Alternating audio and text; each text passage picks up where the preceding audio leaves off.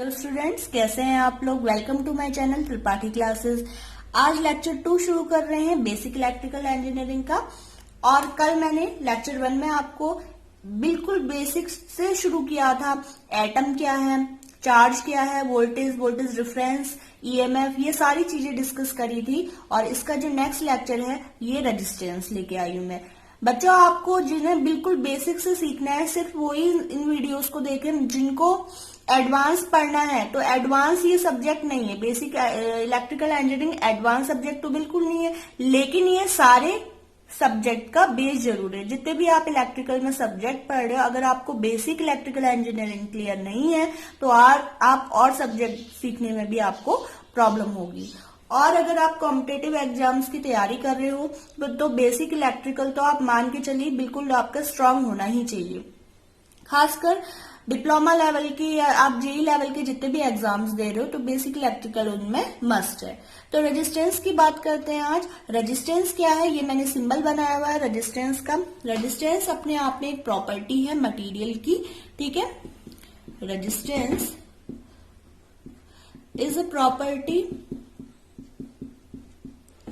of material which offers opposition to the, किसको opposition करता है, ये करंट को, ठीक है। और इसकी वजह से हीट प्रोड्यूस होती है। अब रेजिस्टेंस का काम क्या है, एक तरीके से ये बैरियर का काम करता है। सपोज आप काफी स्पीड में गाड़ी से जा रहे हो लेकिन रास्ते में बैरियर्स है, तो ऑब्वियसली बैरियर होने की वजह से आपकी स्पीड क्या हो जाएगी, स्लो। या बहुत ज्यादा क्राउड है तो ये जो बहुत ज्यादा क्राउड है ना, यही क्या है, किसी भी मटेरियल में किसका काम करता है, रेजिस्टेंस का काम करता है। देखते हैं कैसे। करंट, ठीक है, ये है करंट, ठीक है। करंट जा रही है इस कंडक्टर में और ये रेजिस्टेंस है, ठीक है। रेजिस्टेंस की यूनिट क्या होती है, ओम। अब इसमें इलेक्ट्रॉन्स का फ्लो हो रहा है। करंट अपने आप में क्या है, फ्लो ऑफ इलेक्ट्रॉन्स। अब फ्लो ऑफ इलेक्ट्रॉन के रास्ते में कौन आएंगे, जो आयंस होंगे। क्योंकि जो करंट है, करंट मतलब इलेक्ट्रॉन्स, ये जो इलेक्ट्रॉन्स मूवेबल बने, ये मूवेबल बने कहां से, कल मैंने आपको बताया था कि इलेक्ट्रॉन जब यहां से आउट हो जाते हैं, अगर कोई भी इलेक्ट्रॉन यहां से कम हो गया, एटम में से कम हो गया, तो ये एटम अपने आप में क्या बन जाता है, ये एटम अपने आप में पॉजिटिव आयन बन जाता है। इसी को हम पॉजिटिव आयन कहते हैं। तो इस तरीके के जो भी आयन्स इसके रास्ते में आ रहे हैं वो सब रुकावट करते हैं। वही सब क्या करते हैं, करंट के रास्ते में रुकावट करते हैं। अब इस रुकावट की वजह से हमेशा क्या होती है, हीट डेसिपेट होती है। और हीट डेसिपेट कॉलिजन की वजह से होती है। इलेक्ट्रॉन्स का फ्लो हो रहा है एक तरह से, और रास्ते में क्या है, जगह जगह पे बैरियर्स है। बैरियर्स कहने का मतलब क्या है, जो आयंस है वो बैरियर्स का काम करे। अब उनमें कॉलिजन हो जाता है, इलेक्ट्रॉन को तो जाना ही है लेकिन उनमें कॉलिजन भी हो रहा है। तो कॉलिजन होने की वजह से ये हीट प्रोड्यूस होती है। अब बात कर लेते हैं इसके जस्ट बाद, कंडक्टेंस क्या है। कंडक्टेंस और रेजिस्टेंस एक दूसरे के इनवर्स होते हैं। कंडक्टेंस कहे चाहे रेजिस्टेंस का एक दूसरे का इनवर्स होता है। R equal to 1/G where G is conductance. R की यूनिट ओम है तो G की यूनिट, कंडक्टेंस की यूनिट हो जाएगी ओम रेज टू पावर -1, या इसे मोह भी कहते हैं। मोह, ये है ओम और ओम का रिवर्स मोह, ठीक है। अब नेक्स्ट बात करते हैं ओम्स लॉ की। ओम्स लॉ क्या है, देखिए जितने भी लीनियर रजिस्टर्स होते हैं, देखिए रजिस्टर और resistance. Resistance is a property and register is a physical device. जिसको हम किसी सर्किट में लगाते हैं तो क्या होता है, रेजिस्टेंस होता है। रजिस्टर की वजह से रेजिस्टेंस होता है। तो रजिस्टर अपने आप में एक डिवाइस हो गया फिजिकल, जो भी सर्किट में लगाए जाते हैं, और रेजिस्टेंस उसकी एक प्रॉपर्टी होगी। तो ओम्स लॉ क्या है, ओम्स लॉ के अकॉर्डिंग करंट, किसी भी कंडक्टर में करंट हमेशा उसके 2 पॉइंट्स के बीच में जो भी वोल्टेज है उसके प्रोपोर्शनल होती है। कब प्रोपोर्शनल होगी करंट, जब भी फिजिकल कंडीशन, जितनी भी फिजिकल कंडीशंस है वो सेम रहे, अगर फिजिकल कंडीशंस सेम रहे तो क्या होगा, करंट वोल्टेज के प्रोपोर्शनल होती है। और प्रोपोर्शनल होने के बाद जब आप ये प्रोपोर्शनैलिटी का साइन हटाओगे तो यहाँ पे एक कांस्टेंट आ जाता है 1/R, where R is resistance of conductor. ठीक है, अब ऐसे ही यहाँ पे क्या रिलेशन बन गया, V = IR। और जब वोल्टेज और करंट इन दोनों के बीच में ग्राफ प्लॉट किया जाता है तो हमेशा एक स्ट्रेट लाइन मिलती है। ये सब हम क्लास 12th में भी पढ़ चुके हैं, लेकिन इसको बताने के पीछे रीजन क्या है। देखो, कई लोग यहाँ पे कंफ्यूजन करते हैं, कई लोग डेफिनेशन क्या बताते हैं, voltage is proportional to current. ये बिल्कुल गलत डेफिनेशन है। वोल्टेज प्रोपोर्शनल करंट के कभी भी नहीं होगी। करंट किसके प्रोपोर्शनल होगा, वोल्टेज के प्रोपोर्शनल होगा। जो यहाँ पे वोल्टेज 2 पॉइंट्स के बीच में आप देख रहे हैं, इस वोल्टेज के प्रोपोर्शनल होता है। जो लोग ये बताते हैं कि वोल्टेज प्रोपोर्शनल है करंट के, कई बुक्स में भी मैं देखती हूँ, तो वो बिल्कुल ही गलत डेफिनेशन है। और गलत डेफिनेशन पढ़ के तो आगे बढ़ना ही नहीं है। हमें भले ही कम आता हो लेकिन ठीक सही आता हो, सही नॉलेज हो तो वो ज्यादा बेटर रहती है, बहुत ज्यादा आने से अच्छा। तो करंट वोल्टेज के यहाँ प्रोपोर्शनल होगी। और ये जो प्रोपोर्शनैलिटी का साइन हटता है तो यहाँ पे क्या आ जाएगा, रेजिस्टेंस 1/R। अब ये यहाँ क्रॉस मल्टीप्लाई करके V = IR। ठीक है, where V is voltage and I is current. Current किसकी वजह से हो रहा है, करंट होता है हमेशा वोल्टेज की वजह से, EMF की वजह से। वोल्टेज कभी भी करंट की वजह से नहीं होती। तो ये तो बात थी ओम्स लॉ की। अब इसके अकॉर्डिंग 2 टाइप के रजिस्टर्स होते हैं, कौन कौन से, linear and non linear. Linear register कौन से होते हैं, जो ओम्स लॉ को फॉलो करते हैं, लीनियर रजिस्टर्स बोला जाता है उन्हें। और नॉन लीनियर रजिस्टर्स जो ओम्स लॉ को फॉलो नहीं करते, ये ओम्स लॉ को फॉलो नहीं करेंगे, और लीनियर रजिस्टर ओम्स लॉ को फॉलो करते हैं। अगला टॉपिक हम ले लेते हैं, resistance in series and resistance in parallel. देखिए, सीरीज एंड पैरेलल, इसके हम कुछ क्वेश्चंस भी करेंगे। कुछ क्वेश्चन ऑफ ऑब्जेक्टिव के R.K. राजपूत के मैंने बोले हैं कि आज और कल की जितनी भी थ्योरी हो गई और उससे रिलेटेड जितने भी क्वेश्चन है R.K. राजपूत से, वो सब ऑब्जेक्टिव हम करेंगे। सीरीज कनेक्शन की अगर मैं बात करूं, सीरीज में अगर कनेक्टेड है 3 रेजिस्टेंसेस R1, R2, और बहुत सारे स्टूडेंट्स को ये पता भी होगा, तो क्या हो जाता है, R1 + R2 + R3। इन तीनों को हम क्या करते हैं, डायरेक्टली ऐड कर लेते हैं इक्विवेलेंट रेजिस्टेंस निकालने के लिए। अगर बोला गया है इक्विवेलेंट रेजिस्टेंस निकालिए और तीनों बैक टू बैक कनेक्टेड है तो इस तरीके से निकलेगा।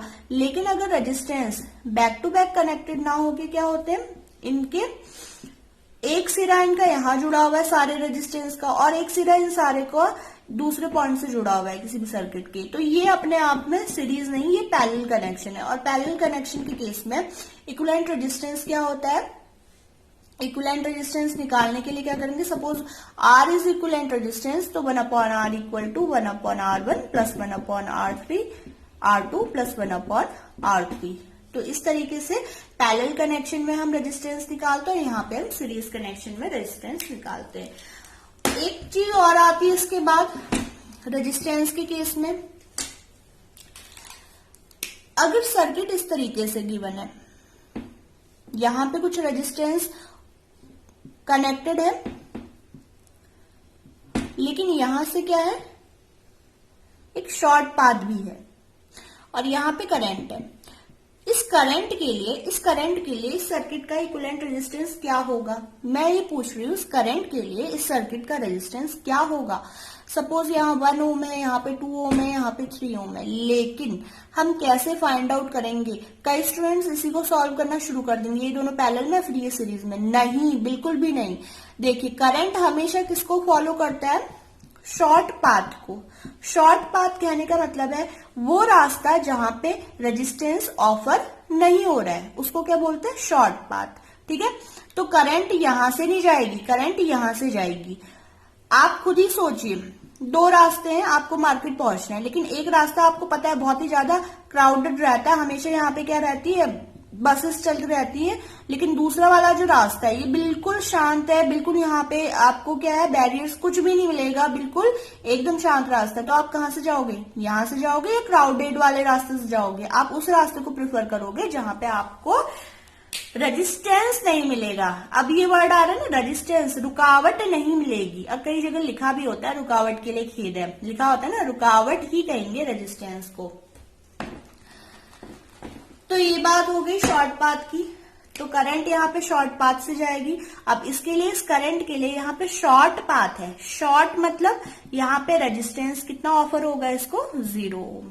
हमेशा शॉर्ट पाथ में, शॉर्ट सर्किट के केस में रेजिस्टेंस हमेशा 0 होता है और मैक्सिमम करंट फ्लो करती है। जबकि अगर रेजिस्टेंस है, रास्ते में रेजिस्टेंस है, तो करंट क्या मैक्सिमम फ्लो कर पाएगी, नहीं कर पाएगी। लेकिन यहाँ पे जितनी भी ये सारी करंट है यहाँ से चली जाएगी। तो कहने का मतलब है यहाँ पे रेजिस्टेंस क्या होगा, 0 ओम होगा। तो इस कंसेप्ट से मुझे याद आया आपको बता दूं, शॉर्ट सर्किट और ओपन सर्किट किसको कह रहे हैं। Short circuit and open circuit का ये कंसेप्ट है, ये किसको कह रहे हैं। सबसे पहले बात कर लेते हैं शॉर्ट सर्किट की। शॉर्ट सर्किट के केस में क्या होता है, शॉर्ट होना मतलब रेजिस्टेंस यहाँ पे क्या होगा, बिल्कुल शॉर्ट है, ठीक है। शॉर्ट मतलब यहाँ पे बीच में कोई भी रेजिस्टेंस नहीं है, मतलब यहाँ पे रेजिस्टेंस हमेशा कितना ऑफर होता है, 0 ओम।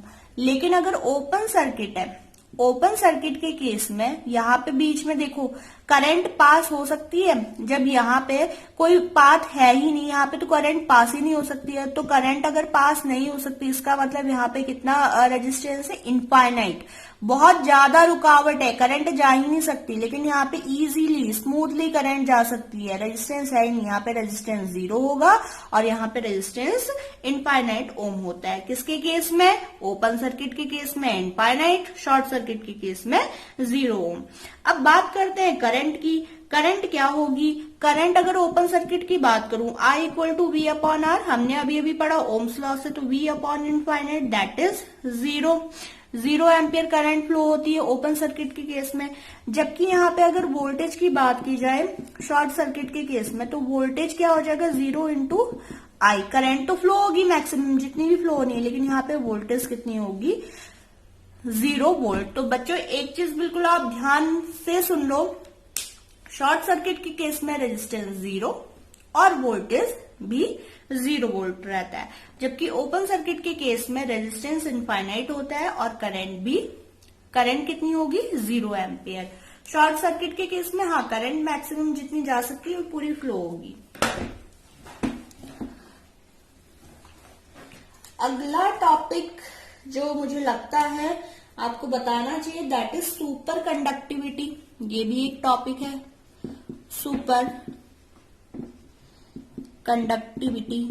सुपर कंडक्टिविटी किसको कह रहे हैं, देखिए कुछ मटेरियल ऐसे होते हैं, सुपर कंडक्टिंग मटेरियल या एलिमेंट ऐसे होते हैं जो क्या बहुत ज्यादा, जब टेम्परेचर डाउन हो जाता है, टेम्परेचर अगर उनका बिल्कुल बहुत ज्यादा लो कर दिया जाए, जिसको हम कह रहे हैं क्रिटिकल टेम्परेचर, सुपर कंडक्टर्स के लिए क्रिटिकल टेम्परेचर अगर आ गया तो क्या हो जाता है, ये अपनी रेजिस्टिविटी खो देते हैं। इनका जो रेजिस्टेंस है ये बिल्कुल क्या हो जाता है, 0 ओम हो जाता है। और इनकी जो मैग्नेटिक, जो भी इनका मैग्नेटिक इंडक्शन है वो भी क्या हो जाता है, 0 हो जाता है। आप कहने का मतलब ये है सुपर कंडक्टिविटी वो प्रॉपर्टी है जब कोई भी कंडक्टर या कोई ऐसा एलिमेंट जिसका टेम्परेचर बिल्कुल डाउन हो जाने पे रेजिस्टेंस भी क्या हो जाता है, 0 हो जाता है। ऐसे कंडक्टर्स को हम क्या कहते हैं, सुपर कंडक्टर, और इस प्रॉपर्टी को सुपर कंडक्टिविटी कहते हैं।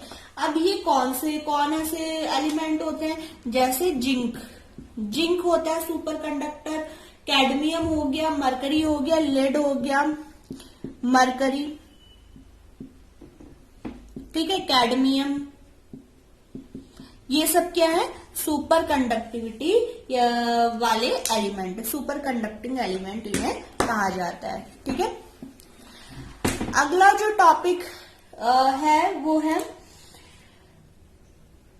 Temperature coefficient. टेम्परेचर कोफिशिएंट किसको कह रहे हैं, जिन बच्चों को ब्रीफली सारे बेसिक्स पढ़ने हो और आपको सीधे ऑब्जेक्टिव करने, तो उससे पहले ये वीडियो बहुत ज्यादा आपके लिए हेल्पफुल रहेगी। देखिए टेम्परेचर कोफिशिएंट का मतलब क्या होता है, इसके लिए एक फॉर्मूला है RT equal to R0 1 plus alpha T, और अल्फा जो है यहाँ पे अल्फा क्या है, टेम्परेचर कोफिशिएंट। अब ये टेम्परेचर कोफिशिएंट बताता क्या है, टेम्परेचर कोफिशिएंट ये बताता है कि 0 डिग्री सेंटीग्रेड से जस्ट 1 डिग्री सेंटीग्रेड अगर टेम्परेचर चेंज हुआ है तो पर ओम कितना चेंज होगा, किसी भी कंडक्टर के रेजिस्टेंस में पर ओम कितना, मतलब ओम में कितना चेंज होगा जब टेम्परेचर 0 डिग्री सेंटीग्रेड से 1 डिग्री सेंटीग्रेड 1 डिग्री सेंटीग्रेड बढ़ जा रहा है। इसका मतलब अब एक चीज सुनिए आप, जब रेजिस्टेंस किसी भी कंडक्टर का बढ़ता है, कंडक्टर के केस में टेम्परेचर और रेजिस्टेंस में दोनों चीजें लिख दे रही हूं। टेम्परेचर जब भी कंडक्टर का बढ़ता है तो रेजिस्टेंस भी उसका इंक्रीज होता है। किसके केस में, कंडक्टर के केस में टेम्परेचर इंक्रीज हुआ तो रेजिस्टेंस इंक्रीज हुआ, रेजिस्टेंस इंक्रीज हुआ मतलब कंडक्टेंस, यहाँ पे जी क्या हो जाएगा, कंडक्टिविटी उसकी क्या हो जाएगी, कम हो जाएगी। ठीक है, ऐसे ही अगर उनकी बात करें, सेमीकंडक्टर्स की बात करें, सेमीकंडक्टर के केस में क्या होता है, सेमीकंडक्टर के केस में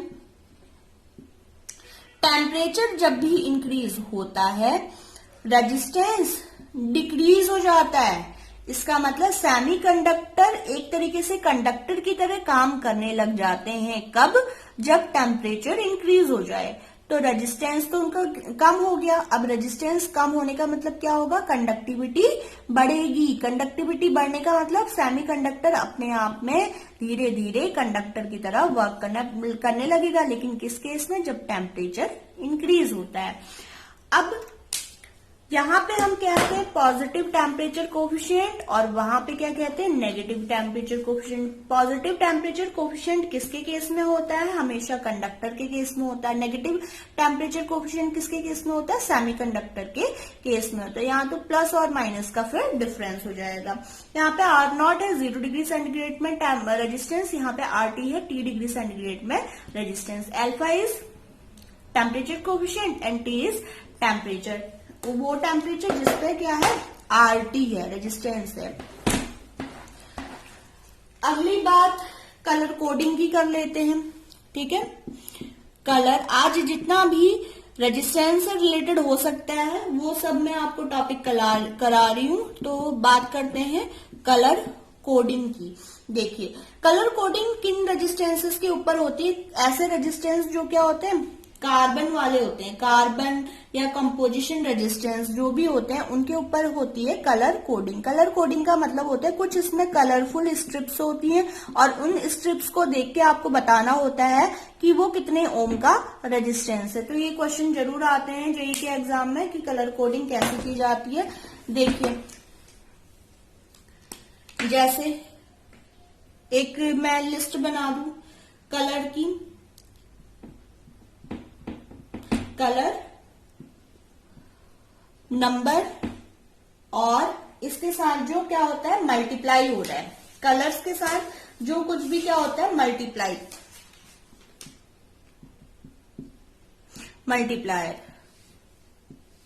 ठीक है, अब बात कर लेते हैं कलर की। कलर कौन सा हो सकता है, सबसे पहले आता है ब्लैक, फिर ब्राउन, फिर रेड, फिर ऑरेंज, फिर कौन सा कलर है, फिर yellow, green, blue, violet,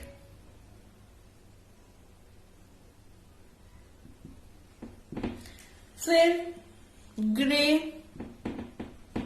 and last में आता है व्हाइट। ठीक है, तो ये कलर है। इन कलर्स को याद कैसे किया जाता है, BB Roy from Great Britain, G for green, blue for Britain. BB Roy from Great Britain has very violet grey white, very good wife.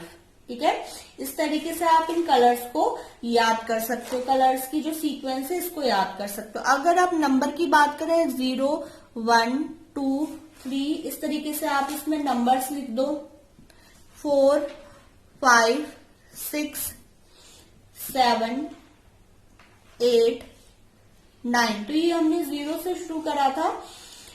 देखो 0 किसके लिए आएगा, ब्लैक के लिए 1 आएगा, ब्राउन के लिए, रेड के लिए 2, ऑरेंज के लिए 3, येलो के लिए 4, ग्रीन के लिए 5, ये थोड़ा ऊपर नीचे हो गया सीक्वेंस, ब्लू के लिए 6, वायलेट के लिए 7, ग्रे के लिए 8 एंड व्हाइट के लिए 9। ठीक है, यहां तक याद कर लो। अब इसके लिए मल्टीप्लायर क्या आएगा, 10⁻0 आएगा मल्टीप्लायर।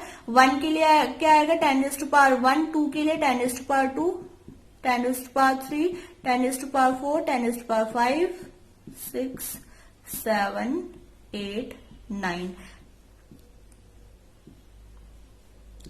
बस आपको ये चीज याद रखनी है। दूसरा टॉलरेंस की अगर बात करें, टॉलरेंस, ठीक है, टॉलरेंस की अगर बात कर रहे हैं तो ब्राउन है, ब्राउन के लिए टॉलरेंस हो जाता है 1% और रेड के लिए हो जाता है टॉलरेंस 2%। ऐसे ही गोल्ड सिल्वर, ठीक है, गोल्ड सिल्वर अभी मैं बताऊंगी, पहले आप इतना देख लो। अब अगर कलर कोई भी इस तरीके से एक रेजिस्टेंस है, इस रेजिस्टेंस के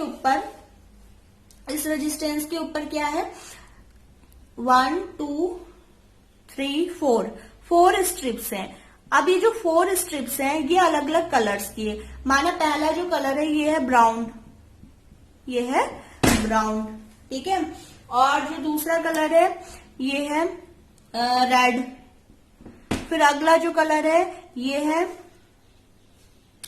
ऑरेंज और फिर है गोल्ड। ये 4 कलर है इसमें सपोज, ठीक है, ये 4 कलर है। पहला है ब्राउन, फिर रेड, फिर ऑरेंज, फिर गोल्ड। देखो ऑरेंज, अगर ब्राउन कलर की बात करें, जो पहले 2 कलर्स हैं, पहले 2 कलर स्ट्रिप हैं, ये किसको दिखाएंगे, ये दिखाएंगे उस रजिस्टर में जो नंबर आएगा। जैसे ब्राउन कलर के लिए हो गया 1, ठीक है, नंबर क्या है 1। रेड के लिए मैंने अभी लिखा था 2, तो 1 2। अब जो तीसरा कलर है, वो तीसरा कलर क्या है ऑरेंज। ऑरेंज का यहाँ पे नंबर नहीं आके क्या आएगा, तीसरे का मल्टीप्लायर, जो मल्टीप्लाई होना है 10⁻3। और जो चौथा कलर है, चौथे कलर का क्या है, चौथा कलर अपने आप में टॉलरेंस को शो करता है। देखो गोल्ड के लिए क्या होता है, मैं यहाँ पे अलग से लिख दूं, गोल्ड के लिए टॉलरेंस होता है 5% एंड सिल्वर के लिए टॉलरेंस होता है 10%। और अगर चौथा कलर होता ही ना, चौथा कलर हो ही ना, तो उसके लिए हो जाएगा नो कलर के लिए, यहाँ पे जगह नहीं है मैं अलग से लिख दूं, नो कलर के केस में टॉलरेंस हो जाता है 20%। ठीक है, अब 4 कलर है ब्राउन, रेड, ऑरेंज, गोल्ड। पहला कलर और दूसरा कलर दिखाएगा यहाँ पे 12, ये क्या बन गए 12 बन गए, ठीक है। और जो तीसरा कलर है उसका क्या ले लिया हमने, मल्टीप्लायर ले लिया, ठीक है। ऑरेंज का जो मल्टीप्लायर है 10 क्यूब है, ठीक है, ये ले लिया।